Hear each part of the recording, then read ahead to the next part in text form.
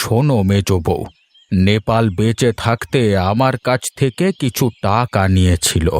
সে টাকা আর পরিশোধ করতে পারিনি। তুমি কি সেগুলো দিতে পারবে?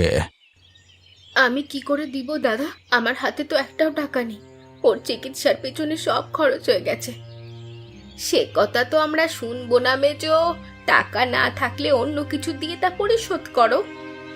আমার কাছে আর কি আছে দিদি, যে তা দিয়ে তোমাদের ঋণ পরিশোধ করব? ও তো তেমন কিছু রেখেও যায়নি। এই বাড়িটা তো আছে, হিসেব মতো তুমি এখন সব সম্পত্তির মালিক। তোমার এই বাড়ির অংশটা দিয়ে তা পরিশোধ করো। এ কি বলছেন দাদা? আমি কিভাবে বাড়ি দিব? এই বাড়ি তো আপনাদের 3 ভাইয়ের নামে লেখা। তোমার অংশটা তুমি আমার নামে লিখে দাও, তাহলেই হবে, বাকিটা আমি দেখছি। বাড়ি দিলে আমরা কোথায় থাকবো কাকু? আমাদের যে থাকার কোনো জায়গা নেই। কেন? পুকুর পাড়ে তোদের বাবার যে জমিটা কিনে রেখে গেছে সেখানে থাকবি? ওটা তো শুধু পড়ে পড়েই নষ্ট হবে। ওটা তো পুকুর, জলের মধ্যে কি করে বাস করা যায়? জলের মধ্যে বাস করবি কেন? পুকুরের ধারে যে উঁচু জায়গাটা আছে সেখানে তোরা ঘর পেতে থাকবি। কেবল তো 3টে মানুষ, সেজন্য এত জায়গা লাগবে না।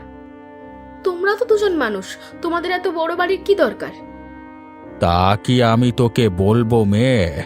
আমার বাড়ি, আমি যা ইচ্ছে তাই করব। তোরা এখন আমার অংশ বুঝিয়ে দে, না হলে টাকা দে। ওদের মুখের কথায় কাজ হবে না কো।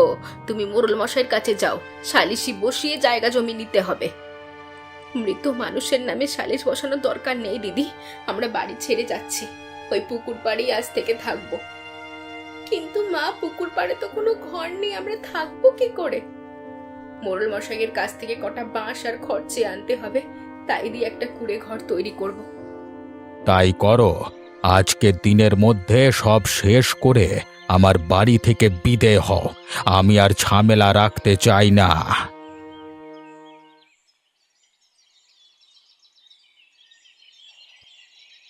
না বউ, কাজটা গোপাল ঠিক করেনি। কেবল বাপটা মরল, অসহায় ছেলে মেয়েগুলোকে এভাবে তাড়িয়ে দিতে হলো। সে নিয়ে আর কি করব মোড়ল মশাই? ওদের সাথে আমাদের সম্পর্ক কেমন আপনি তো জানেন। কিভাবে আমাদের বিপদে ফেলা যায় সেই চেষ্টাই করে সবসময়। বিপদে ফেলার কি বাকি রইল মা? কাকা বাবু আমাদের বাড়ি ঘর সব কেড়ে নিয়েছে। এর চেয়ে বিপদ আর কি হতে পারে? সে নিয়ে চিন্তা করিস না মা, এই গায়ের মানুষ তোদের সাহায্য করবে। শোনো বউ, তুমি আমার বাগান থেকে বাঁশ আর খড় নিয়ে যাও তো। তা দিয়ে একটা কুঁড়ে ঘর তৈরি করে থাকতে পারবে। আর যে কোনো সাহায্য লাগলে বলবে আমাকে। সব আপনাদের দয়া মোড়ল মশাই। আপনারা না থাকলে এই গায়ে টিকতেই পারতাম না। তা ঘর তো একদিনে তুলতে পারবে না, আজকে রাতে থাকবে কোথায়? গাছতলায় কোনো মতে কাটিয়ে দিব। এছাড়া তো যাওয়ার কোনো জায়গা নেই। ঠাকুরপো বলেছে সন্ধ্যের মধ্যে বাড়ি ছাড়তে হবে। আমি গিন্নিকে বলে দিচ্ছি উত্তরের ঘরটা তোমার জন্য খুলে দিতে। যতদিন তোমাদের ঘর সম্পূর্ণ না হয় ততদিনে এখানেই থেকো মা। ঠিক আছে মোড়ল মশাই, আমরা এখানে থেকেই ঘরের সম্পূর্ণ কাজ করব। আমি এখন বেরোচ্ছি, তোমরা বাড়ির ভেতরে যাও। আর সকালের খাবারটা এখানেই খেও। কে আছিস? ওদের বাড়ির ভেতরে নিয়ে যা। যাক বাবা, অবশেষে ঘরটা সম্পন্ন হলো। এখন ঝড়-ঝাপটা থেকে বাঁচতে পারবো। বর্ষার দিন মাথার ওপর ছাউনি না থাকলে কিভাবে চলে? তবে মোড়ল মশাইয়ের বাড়িটা সুন্দর ছিল। কটা দিন আরামে কাটিয়েছি। গিন্নিমা আদর আপ্যায়নও করেছেন। যত আদর করুক, পরের বাড়ি তো আর নিজের বাড়ির মতো হয় না দিদি। খড়ের হলেও এই বাড়িতে আমরা শান্তিতে ঘুমোবো। কেবল ঘুমোলেই তো হবে না, খাওয়া দাওয়াও তো করতে হবে। ঘরে যে চাল ডাল কিচ্ছু নেই। ওবেলা থেকে মোড়ল বাড়িতেও খেতে পারবো না। হ্যাঁ মা, সকালে মোড়ল মশাইকে বলে এসেছি যে আজ থেকে এই বাড়িতেই থাকবো। সে চিন্তা করিস না, মোড়ল মশাইয়ের সাথে আমার কথা হয়েছে। উনি কিছুটা চাল দেবেন বলেছেন, তা দিয়ে কয়েকটা দিন তো চলা যাবে। কিন্তু মাছ তরকারি ওটা কিভাবে সংগ্রহ করব? নিজেদেরকেই করতে হবে। পুকুরে জাল ফেলে মাছ ধরবো আর বাড়িতে সবজি চাষ করব। এখন তোরা একটু মাঠে যা তো, গিয়ে শাক পাতা কিছু পাস কিনা দেখ, তা দিয়ে এই বেলাটা চালাতে হবে। চল লীলা, মাঠের ওধারে থেকে ঢেকি শাক ওগুলো নিয়ে আসি। তাই চল।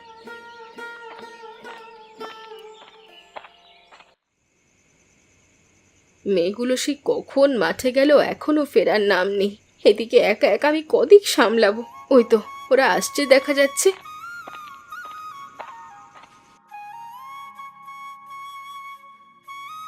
ও মা, তোমার জন্য কি নিয়ে এসেছি দেখো। এখন আসার হলো সময় তোদের? কত বেলা হলো, দুপুর হয়ে গেল, তোদের খেয়াল আছে তেটা? কি করব বলো, মাঠে গিয়ে তো ঢেঁকি শাক পাইনি। পরের বিলের মাঝখান থেকে ওই শাকগুলো খুঁজে এনেছি। কি শাক রে এগুলো? দেখে তো কলমি শাকের মতন লাগছে। হ্যাঁ মা, কলমির ডাঁটা। এখনো বিলে আর পাওয়াই যায় না, অনেক খুঁজে এগুলো সংগ্রহ করেছি। বেশ করেছিস মা, এগুলো চিংড়ি মাছ দিয়ে রাঁধবো। পুকুর থেকে আমি কটা চিংড়ি মাছ ধরেছি। চলো মা, শাকগুলো কুটে ফেলি, খুব খিদে পেয়েছে। আজ শাক দিয়ে পেট ভরে ভাত খাবো। আমি ভাত রান্না করে রেখেছি, শাকগুলো হলেই তোদের খেতে দিচ্ছি। এখন চল শাকগুলো কুটে ফেলি। তাই চলো মা। শাক কোটা শেষ, এবার এগুলো ধুয়ে রান্না করে ফেলবো। যা তো মায়া, একটা ঝুড়ি নিয়ে আয়। শাকের ডাঁটিগুলো কোথায় রাখবো মা? ওগুলো ফেলে দিবে? ওগুলো পুকুরের মধ্যে ফেলে দিয়ায়, জল পেলে ওতে আরো লতা পাতা ধরবে।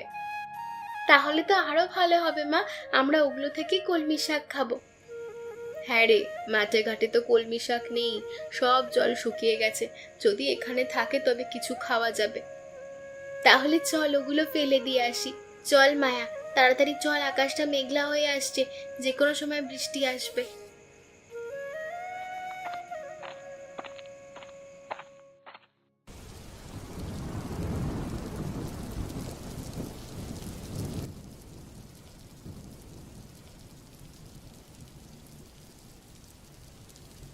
গিন্নি, আরে ও গিন্নি, একটা গামছা দাও তো, বৃষ্টিতে একেবারে ভিজে গেছি।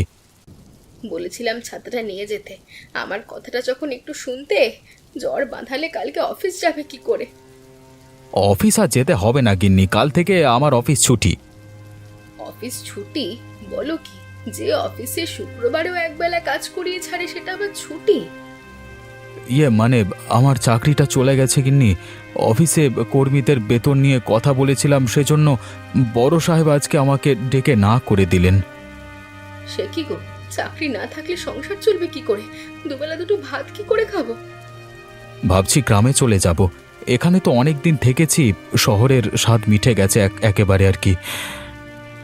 গায়ে গিয়ে কি করব কি? জমি জমা তো কিচ্ছু নেই, চাষবাস যে করবে সেটাও তো জানো না। একটা না একটা উপায় হয়ে যাবে। দুনিয়াতে বিধাতা কাউকে না খাইয়ে রাখেন না। আমরাও তিন বেলা খেয়ে পড়ে বাঁচতে পারবো। ওগো, আমার খুব ভয় করছে, কি যে হবে এখন কে জানে। ভয় পেও না গিন্নি, আমি তো আছি। এখন আমাকে খেতে দাও, খুব খিদে পেয়েছে। তুমি কাপড় পাল্টে এসো, আমি ভাত বাড়ছি।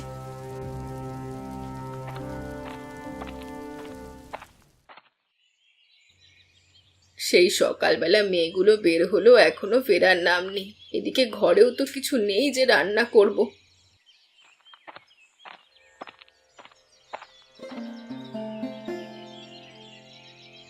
ও মা, খুব খিদে পেয়েছে, কিছু খেতে দাও। তা কি দিয়ে খাবি শুনি? সকালে যে বললাম কটা লতা পাতা তুলে এনেছিস? শাক পাতা তো পাইনি মা, সারা মাঠ খুঁজেও খাওয়ার মতো শাক নেই, সব গরু ছাগলে খেয়েছে। হায় রে কপাল, গরুগুলো আর খাবার পেলো না। ওই শাকগুলোর এই কদিন ধরে চলছিল, এখন যদি ওগুলো না পাওয়া যায় কি করে থাকবো খেয়ে? এদিকে হাতে টাকাও নেই আনাজপাতি কিনবো। ও মা, তুমি এত চিন্তা কেন করছো? আমাদের পুকুরে তো কলমি শাক আছে, ওখান থেকেই তুলে আনি। হ্যাঁ রে, তাই তো দেখছি, আমি এতদিন ওগুলো খেয়াল করিনি। তা কটা নিয়ে আয় তো মায়া। আমি এক্ষুনি যাচ্ছি মা। আর লীলা, তুই কটা চিংড়ি মাছ ধরে আসতে পারিস কিনা দেখ তো, চিংড়ি মাছ দিয়ে কলমির তরকারি করব।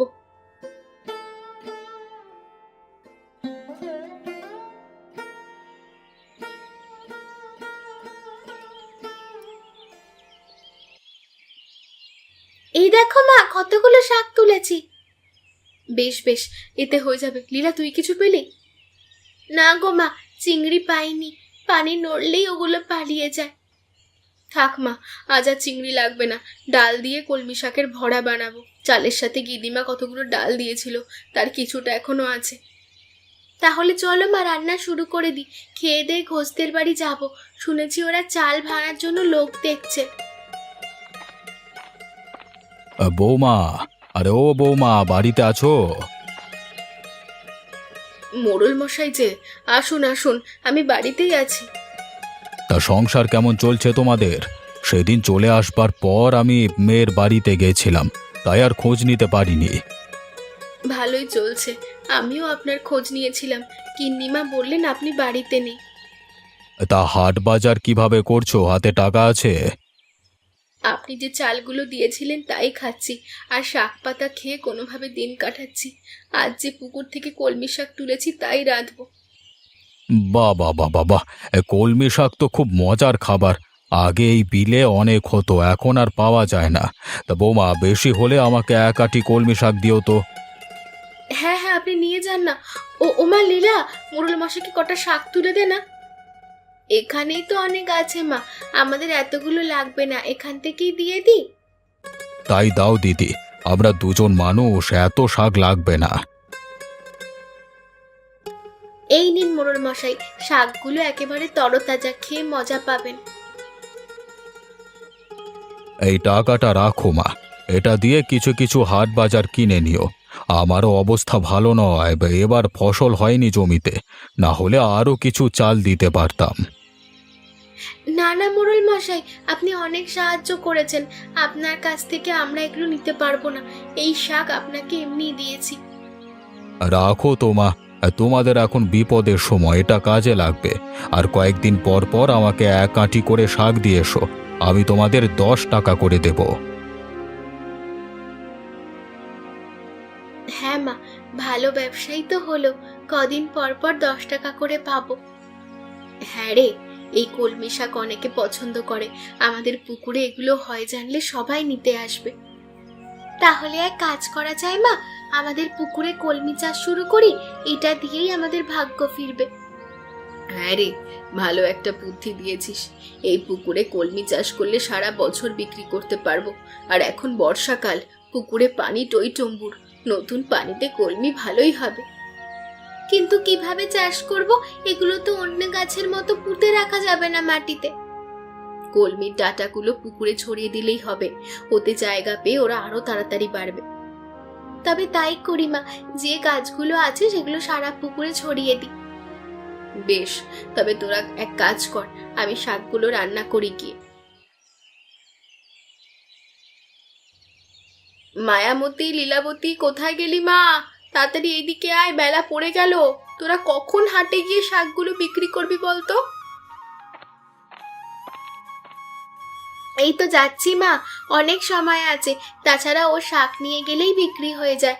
এখন ওগুলো আমাদের মাথায় তুলে দাও তো। তাড়াতাড়ি নে মা, সন্ধে হয়ে এলো। আর হাটে থাকার দরকার নেই, তাড়াতাড়ি ফিরবি।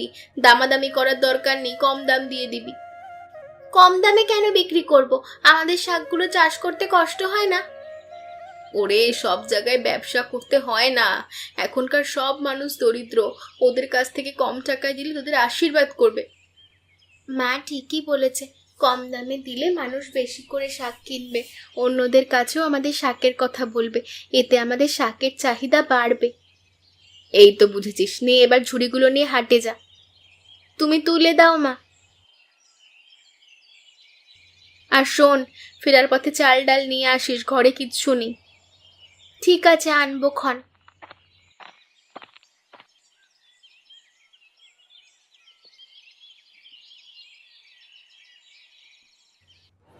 এখানে ভিড়টা বেশি, চল শাকগুলো নিয়ে বসি। হ্যাঁ রে, তাড়াতাড়ি বিক্রি হয়ে যাবে। মায়া তুই এখানে থাক, আমি বাজারটা একটু ঘুরে আসি, অন্যরা কত করে শাক বিক্রি করছে জেনে আসি। বেশ, দেখে আয় গিয়ে, তাড়াতাড়ি ফিরিস, আমি একা কিন্তু পারবো না সামলাতে।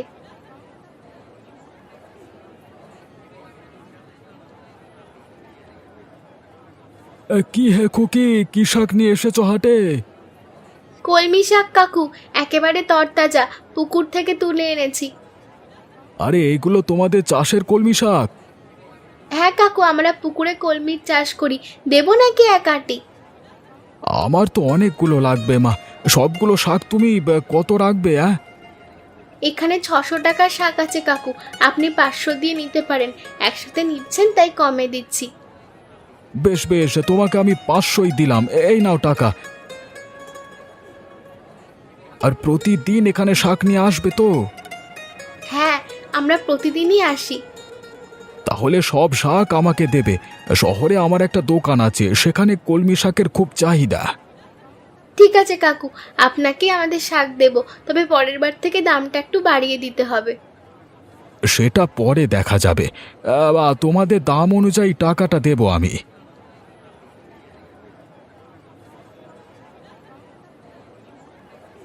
দিদি তুই এসেছিস? এদিকে আমি সব শাক বিক্রি করেছি। বেশ করেছিস। তা খবর পেয়েছিস কিছু? বাড়িতে যে লঙ্কা কাণ্ড বেঁধেছে। কি হয়েছে দিদি? মা আবার কাকুর সঙ্গে গন্ডগোল বাঁধালো নাকি? না রে, ছোট কাকু বাড়ি ফিরেছে। সে কি হঠাৎ বাড়ি ফিরলেন যে? আমি এত কিছু জানি না, বাবলুর মুখে শুনলাম বাড়িতে নাকি খুব ঝগড়া হয়েছে। চল তাড়াতাড়ি বাড়ি যাই। তাই চলো গিয়ে দেখি কি হলো। তুমি আমাকে বাড়িতে উঠতে দেবে না, তা বললেই হলো নাকি? আমার বাড়ি, আমি যে কোনো সময় এসে উঠবো এখানে। তোর কোনো বাড়ি নাই হতচ্ছাড়া। পড়াশোনা করিয়ে এত টাকা খরচ করেছি, সেটা হিসেব করলে এই বাড়ি আমার ভাগে চলে এসেছে। পড়াশোনা করিয়েছেন বলে বাড়িতে থাকতে পারবে না, এটা কোনো যুক্তি হতে পারে না দাদা। তাছাড়া ওর পড়াশোনার টাকা আপনি দেননি, পর্দা দিয়েছেন। দেখলে গো দেখলে, ফাসুরের মুখে মুখে কেমন তক্ক করছে। আমি আগেই বলেছিলাম এরম নির্লজ্জ মেয়েকে বিয়ে না করতে, তখন শুনোনি আমার কথা। এখন দেখো তোমার ভাইটার মাথা কিভাবে চিবিয়ে খেয়েছে। ওদের যা ইচ্ছে তাই করুক গিন্নে, আমার দেখবার কিচ্ছু নেই। কেবল আমার বাড়িতে না উঠলি হলো। বেশ, আমি তবে মোড়ল মশাইয়ের কাছে যাচ্ছি। আজের একটা হেস্তনেস্ত না করে ছাড়বো না। তাই যাও, ওদের সবার মুখোশ খুলে দিতে হবে। আরে চাচা, গিয়ে কিচ্ছু হবে না। তোদের কাছ থেকে বাড়ি জমি আমি আগেই লিখিয়ে নিয়েছি। কি এতদিন মিথ্যে বলে টিপসই নিয়ে তুমি এ কাজ করেছো? আমি তোমাকে ছাড়বো না দাদা, এর ফল তুমি পাবে।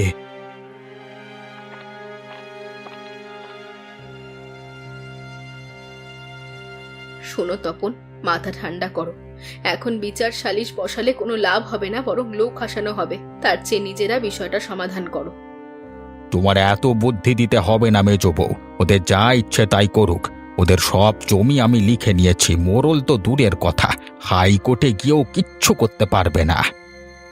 বেশ, তুমি সুযোগের সদ্ব্যবহার করেছো তাই না? সময় আমাদেরও আসবে, তখন দেখে নিও। ওগো, এখন কি হবে? আমাদের বাড়ি ঘর কিছু যে থাকলো না, আমরা কোথায় যাব? এত চিন্তা করো না ছোট বউ, আমি আছি তো। তোমরা আমার বাড়িতে থাকবে। তোমাদের তো দিন এনে দিন খেতে হয়, আমাদের রাখবে কিভাবে বৌদি? আমাদের সেই দুর্দিন আর নেই তপন। পুকুরে কলমি শাক চাষ করে ভাগ্য ফিরেছে, তোমরা দুজন অনায়াসে থাকতে পারবে। হ্যাঁ কাকু, তুমি আমাদের বাড়িতে এসো, এখানে তোমাদের কোনো অসুবিধে হবে না। ঠিক আছে, চলো তবে। আজকে থেকে আমরা তোমাদের এখানেই থাকবো। আর শোনো দাদা, আমার জমি তুমি হজম করতে পারবে না, একদিন সব আমাদের ফিরিয়ে দিতে হবে, এই বলে দিলাম। যা যা, তোদের দৌড় কদ্দূর আমার জানা আছে, পারলে নিয়ে নিস।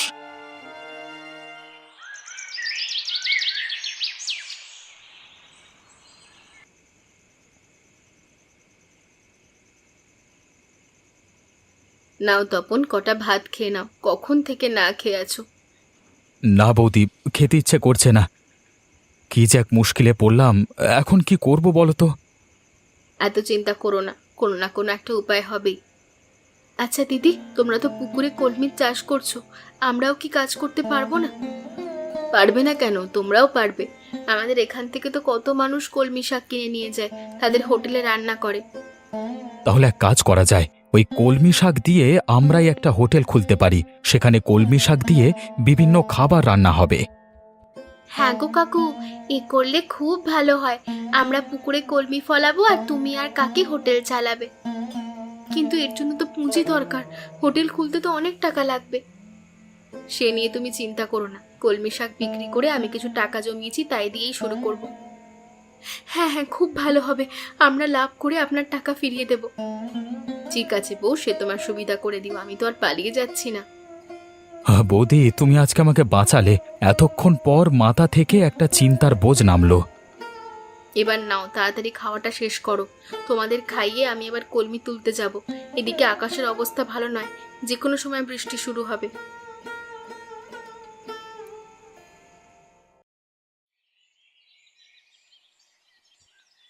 কি হে তপন, শুনলাম নতুন ব্যবসা নিয়েছো? আগে মোড়ল মশাই, নতুন একটা জলখাবারের দোকান দিয়েছি। এখানে কলমি শাকের বিভিন্ন পদ পাওয়া যায়। ভালো ভালো। তাই বর্ষাতে কলমি শাক ফলে খুব, তা নিয়ে কোনো পদ বানাতে পারবে? তাই তো করছি। এখানে কলমির বড়া, চপ, ফুচকা সব পাওয়া যায়। আপনি আসুন না, একটু কিছু মুখে দিন। বেশ, আমাকে কটা চপ দাও। আপনি ভেতরে গিয়ে বসুন, আমি বলে দিচ্ছি। লীলাবতী, মোড়ল মশাইকে চপ দে তো।